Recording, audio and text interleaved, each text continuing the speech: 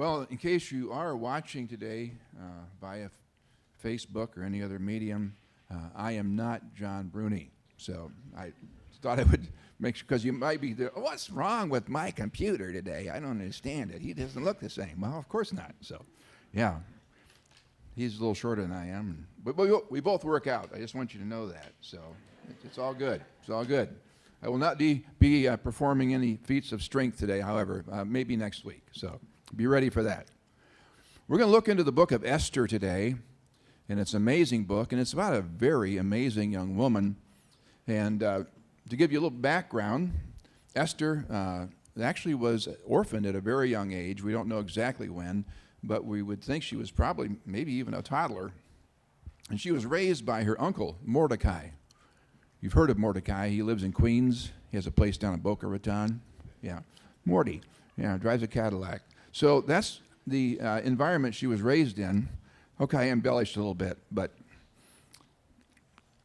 there's a key verse in Esther that kind of sums up everything. I don't like to jump to the end from the beginning, but we need to kind of keep this in mind. And it's actually Esther chapter 4, and it's the last part of verse 14. Who can say but that God has brought you into the palace for just such a time as this? And I want you to have that in the background of your mind as we go through this, because there's some things that really very much relate to us. It's ironic that God's name is not mentioned in the book of Esther. That was surprising to me. You can look through the book of Esther and you will not find the name of God. Yet clearly, his presence is there. He's working behind the scenes in his sovereignty to orchestrate events. He's preserving his people, and he's bringing justice against their enemies. Esther was a Jewish queen of a Persian king. His name was Ahasuerus, and also known as King Xerxes. And how did that come to be? Well, if there's ever been a king that knew how to party, I'm going to call him King Xerxes, a little easier for me. That man knew how to party. Now, when I have a birthday, we celebrate it for about 3 months.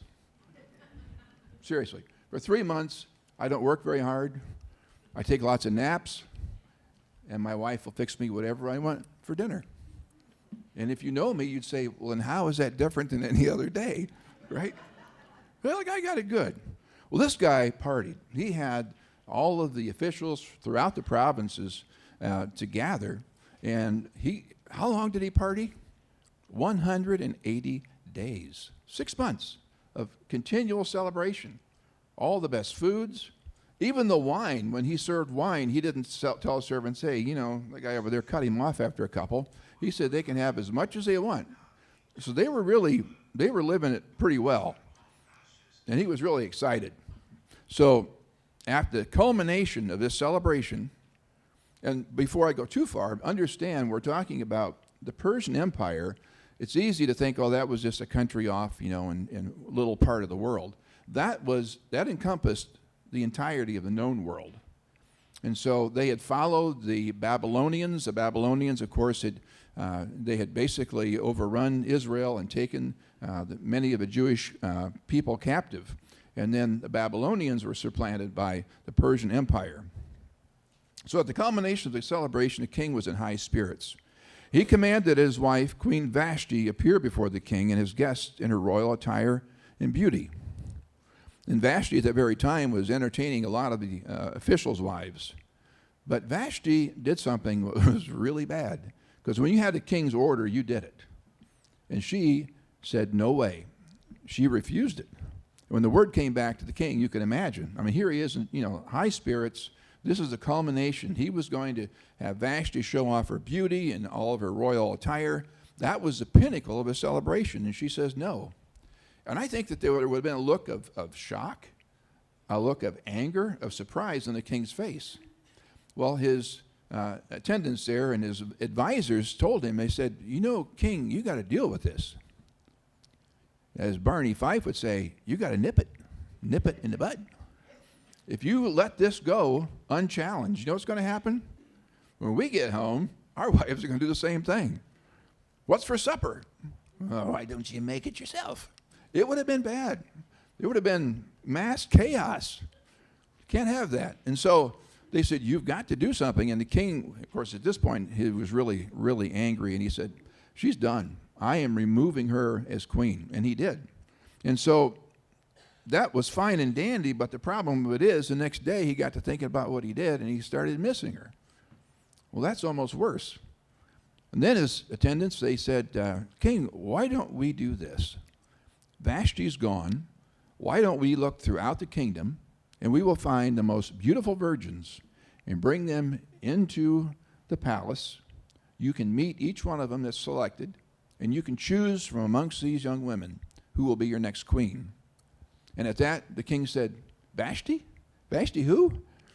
He forgot her and moved on. That's the end of the story. No, he did remove her, and I will say this. People that are in notable positions today hold sway over those that watch them. We call them influencers. It's a frightening thought, isn't it? Some of the people that are influencers, wow. You know, you can do something and all of a sudden you got 1 million followers. But there is a reality that people of notoriety influence other people, and that happened in that day. So they searched out throughout the kingdom, and there was one young woman, and her name was Esther, and she was beautiful. The Bible says that she had a wonderful figure, she was gorgeous, and she was included in this group that came into the palace. And she was put in the charge of Haggai, and he was a eunuch. And like they always say, you don't want to have a weasel to guard the hen house. So you can follow that. Everything was cool. And he had an eye for style. I think if you would have seen him, he would have been one of those guys you're like, wow, he just knows he knows how to accessorize. You know what I'm saying? I mean, he knew how to do it. He knew what looked good, and who of all would catch his favor but Esther. And we need to understand that God can give us favor with people. You ever have that? You need to realize it. There's a lot of times that I think back over my life, and really I was given favor by people. It's a God thing, really. It's God's blessing upon our lives. So Mordecai, of course, was keeping an eye on what was going on. And he was watching, over her because he loved her. He had the charge over her. I think, though, that with Esther, there was more than just outward beauty. You ever meet somebody, they're extremely handsome, or you meet some woman, she's very beautiful, and in a short period of time, you realize that ain't nothing going on upstairs? That can happen.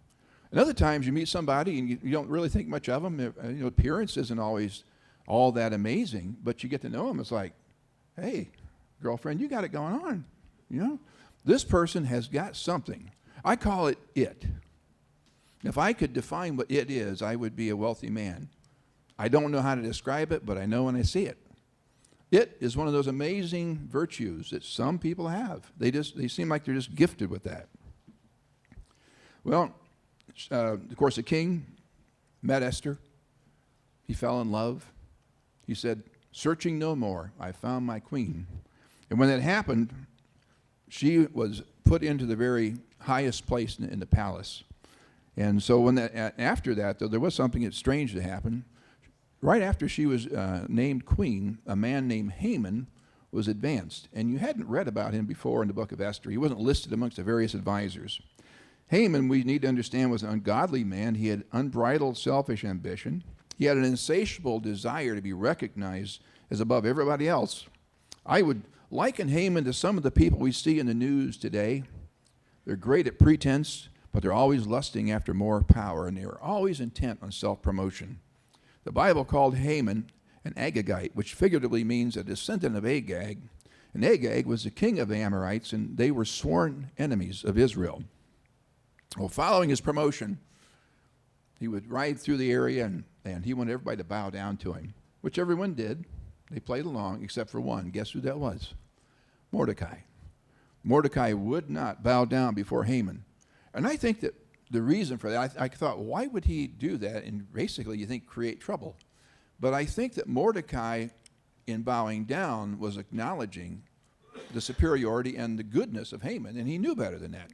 He had to have known him. He would not bow down, and that really, really made Haman angry. In fact, he was so angry that he went to the king, and he lied, and he slandered the Jewish people, because he wasn't just going to kill Mordecai. He wanted all of the Jews dead for some reason. And when he did that, he ended up convincing the king that they were enemies of the state, that they were a threat to the kingdom. And he received permission to have all of the Jews throughout the Persian Empire killed. We need to understand how significant Haman's plan would have been if it had been carried out. It would have been very similar in that day to the Holocaust. It was that bad. Because keep in mind, the Persian Empire stretched and took in most of the known world. It was the second major Gentile empire throughout history. And had he done that, the population at that time was comprised about 20% of Jewish people. He would have crippled or severely diminished the nation of Israel. In my estimation, given the fact that Persia was the central civilization of the day, many of the Jews that were there would have been of the highest echelon. Keep in mind, Babylon conquered Israel, and when they did, they carried off the most learned, the healthiest, the most promising people. And it was those people primarily that would have been in the Persian Empire as well. The cream of the crop, the most intelligent, capable, wisest, and healthiest. The Jewish population that was set for annihilation represented the best of a nation. If the Holocaust of World War II did not take place, cancer might have been cured many years ago. Some of the greatest movies of all time were never made. Some of the finest music and literature never written. The most daring and amazing engineering feats never attempted. The most innovative advancements in medicine and science were lost because the means and the dreams died in the concentration camps and in the killing centers such as Ravensbrück, Auschwitz, or Dachau. Satan's hatred of the Jews, while working through willing human agents, has cost the world immeasurably. Mordecai learned of what was happening. He heard of the plan, and he tore his clothes, and he sat in sackcloth and ashes. He went out into the city. He was weeping bitterly. And his fellow Jews, they realized they were set for annihilation. It was just a matter of date. You hear the term Purim, and that now is a Jewish holiday that actually was symbolic for the lots. The lot was to be cast to establish a day of the execution throughout the whole kingdom. Mordecai got word to Queen Esther about Haman's plot and the edict that was issued to kill all of the Jews. And it's really odd to me that Esther was in the palace, but yet even though she was in the palace, she was completely unaware of a huge event that was about ready to take place, an annihilation of 20% of the population. So what that tells us really is that a lot of times, in reality, people who are in a position of wealth or in influence, they really live in a bubble. We face those challenges now. Decision makers. You talk about a bubble, Washington, D.C. There's a bubble for you. There's a bubble that people create because they're wealthy and they kind of surround themselves with and isolate themselves, insulate themselves. And so don't be surprised when people just really don't understand. Some people don't breathe the same air that you and I breathe, or at least they don't think so. So there's an isolation, insulation in a bubble that really does exist. Esther had an option. When she finally found out what was going on, at first she was concerned about her uncle. She just wanted to get him new clothes and say, come on, you can't be near the king's presence if you're mourning. And then he explained to her what was going on. Esther had the option to play it safe and hide her nationality or risk her life and fight for the survival of her people. I think that the influence of Mordecai over the years that had a lot to do with shaping Esther's character and her values. And I think that this helped to carry her decision. I will say this, that the values you embrace are the ones you pass on. I think sometimes people imagine that they can fabricate something which they think is a good value and pass it on to their children. But if you don't believe it yourself, it's not going to happen. If you don't believe in the values that you say that you espouse and the values that you say that you want to pass on, it's not going to happen. It's like osmosis. They'll pick up on what's real. Esther asked for Mordecai and the Jews in Susa to join her in prayer and fasting for 3 days. She was getting ready. And I really enjoy this because too often we think we can just naturally hatch a brilliant plan. Are you like that? Do you run into a problem and it's a big one, and you just immediately start thinking about how you're going to work yourself through it? We all tend to do that to some extent. Sometimes things are bigger than us, aren't they? It had already been determined. It was an edict signed with the king's signature ring that the Jews were going to be executed. The date had been picked. There wasn't much more to do. This was a big, big problem. But she showed tremendous wisdom. She didn't panic. She didn't rush into anything. She said, pray with me, and she waited on God. In chapter 4, verse 17, it says, so Mordecai went away, and he carried out all of Esther's instructions. That's really significant because something happened where the baton was passed. Because before this, it was Esther listening to Mordecai, doing what Mordecai said. Now, it's Esther telling Mordecai what to do, and he carries out her wishes. Sometimes that baton is passed. Sometimes it's passed generationally. Sometimes it's passed another way. Don't be surprised and don't be overwhelmed when the weight of leadership is placed in your hands.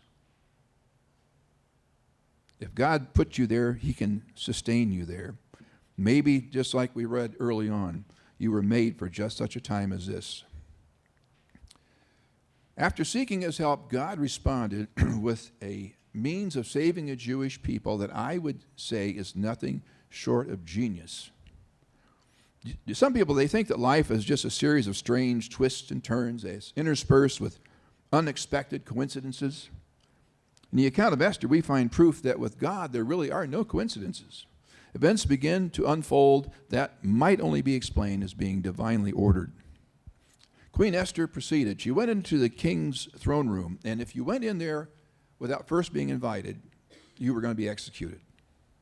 That's pretty stern. But if the king extended his scepter to you, you were accepted. And she didn't know for sure what was going to happen. Fortunately, she was welcomed by the king, and she made an interesting request. She said, I want you, king, and Haman to join me for a private banquet this evening. But she didn't divulge any details at all. Some people would have just ran in there and spilled the beans. This is what's happening. But she didn't do that. Again, I think it was a divine order. And after the first banquet, the king says, what would you like? I mean, he was impressed. I'll give you whatever you want, half the kingdom. She says, my only request is that you join me again tomorrow night. Really, really smart. Because the king is starting to really become intrigued, and he was a man who liked intrigue. Most men like intrigue. He did. At the same time, there's Haman. And Haman, he's also going up. But he's going up the scaffold. he has no idea what's coming his way. She set the stage. The suspense was there. At the same time, Haman, he went home and he started bragging to his family about, hey, guess who's invited? Just me, the king, and the queen. I knew my time had come. I'm moving on up. He had joined the elite status. Well, coincidentally, again, I said there's no coincidence with God. Coincidentally, that night, the king couldn't sleep. Now, if you can't sleep, any here suffer from insomnia? Come on, we'll have a prayer line for you later. Okay. No, seriously, really, probably, it's bad, isn't it? I got an answer for your insomnia. I hope you're listening. Just get out and read legal contracts. I got a better one than that. Take a full day of insurance classes. If you can keep your eyes open, you must have been on caffeine big time. Red Bull, hello. The king brought that out, and I'm assuming that it just had to be a God thing, because not only did he have the annals, which were the history of the king, brought out, but of all of the things to be found, it was the account of Mordecai, who had discovered a plot to have the king assassinated. Now that just had to be a God thing. The plot was revealed there to the king. I think he probably knew it and had forgot about it. And he asked, he said, has any honor been bestowed upon this Mordecai? And they found out, no, We never really did anything for him. And so, guess who happened to be in the neighborhood? Haman. Haman was just outside, and the king said in chapter 6, verse 4, who is in the court? Now, Haman, this is really timing. Haman had just entered the outer court of the palace to speak to the king about impaling Mordecai on the pole he had set up for him. So you can see kind of a convergence here. Can you imagine watching an awards show and someone who thinks that they've won Best Supporting Actor heads towards the stage, only to hear somebody else's name? How do you graciously go back to your seat? That'd be fun to watch. That one I would watch. Well, Haman thought that he was going to be honored, only to find out that the honor was for the man that he absolutely hated. Still worse for him, Haman was directed to personally lead the royal horse that Mordecai was seated on throughout the city, and he had to proclaim in a loud voice, this is how the king honors those who serve him. I would say that at this point, Haman began to suspect that he should not oppress the Lord's anointed. Because when Haman's wife heard about it, and I could just hear this woman in a screechy, monotone, high-pitched voice, your bad luck has just begun. Yep. Thanks, honey, for supporting me. Yeah, not much there, but she was right. That was an understatement. At the second dinner, the king, he was so pleased with Queen Esther, he's still really just on this high. And he again offered to give her anything, again, even half of the kingdom. Well, the stage had been set. And I believe that timing is important, don't you? And the time was right. It was at this point that Esther made her move, and she revealed what was happening, and she reveals what was at stake. In verse 4, she said, we've been sold, I and my people, to be destroyed, sold to be massacred and eliminated. Well, the king was stunned. And Queen Esther explained both the pending order of execution, and she also revealed that she was a Jew, that she was set to be destroyed. And the king exploded. Who? Where is he? This monstrous. And Esther replied, an enemy, an adversary. And she points and says, Haman. Haman was terror-stricken, and I think one account said that the blood rushed out of his face. He knew that he was in deep, deep trouble. The king was in such a rage that he stomped out into the palace, left his wine behind. Now this part, again, I have a really weird sense of humor. I admit that. Do you ever watch the Dick Van Dyke Show? Now, some of you are so young, you would have had to have caught it on reruns after reruns. The opening credits of the Dick Van Dyke Show. He opens the door, he sees his wife, he sees his friends, he's all excited, and he dashes across, and Dick Van Dyke, with the tremendous physical comedy that he did, flips over an ottoman and lands, and he's still laughing. It's just all good. Well, I think the scene that happened here was kind of like that, only in this situation, Haman went towards the queen, meaning to beg for his life. I don't know if he tripped or what, but he ends up falling across the couch that she's reclining on and her. So you can see, here's Queen Esther reclining on a couch, Haman's draped across her, and the king steps back into the room. Can you picture that? So the king says, will he even molest the queen? I mean, he was hot. Now, believe it or not, nasty, selfish, self-promoting people are really not loved by seemingly insignificant people. In chapter 7, verse 9, it says, Harbona, who was a eunuch, he was attending the king. He spoke up and he said, look over there. There's the gallows that Haman had built for Mordecai, who saved the king's life. He had to put that in there. It's right next to Haman's house, 75 feet high. It was like you're saying, I just want to point something out, king. There is a gallows over there, up in the air.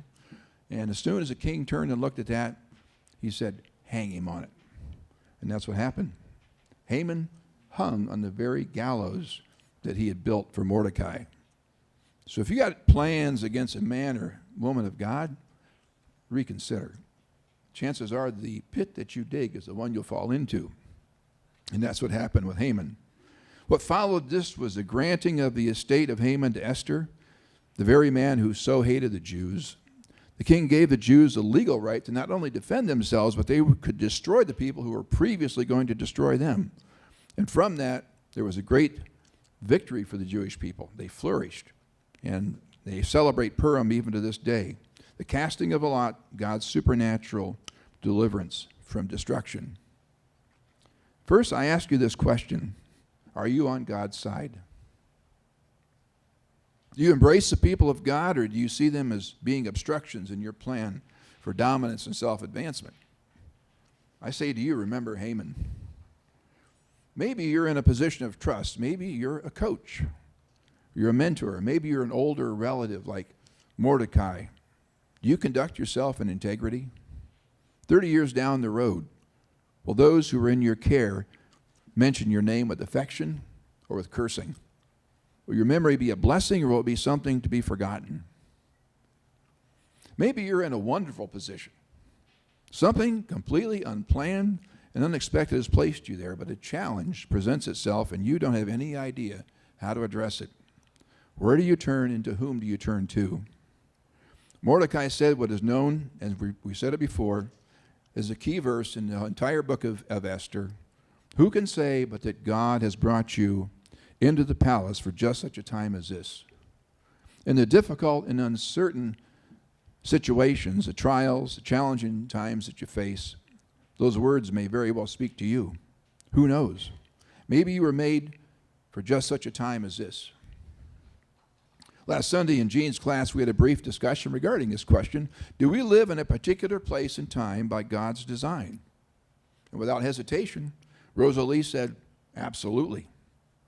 Do we recognize we are placed in the time, the location, and the community of relatives and friends by God's divine plan?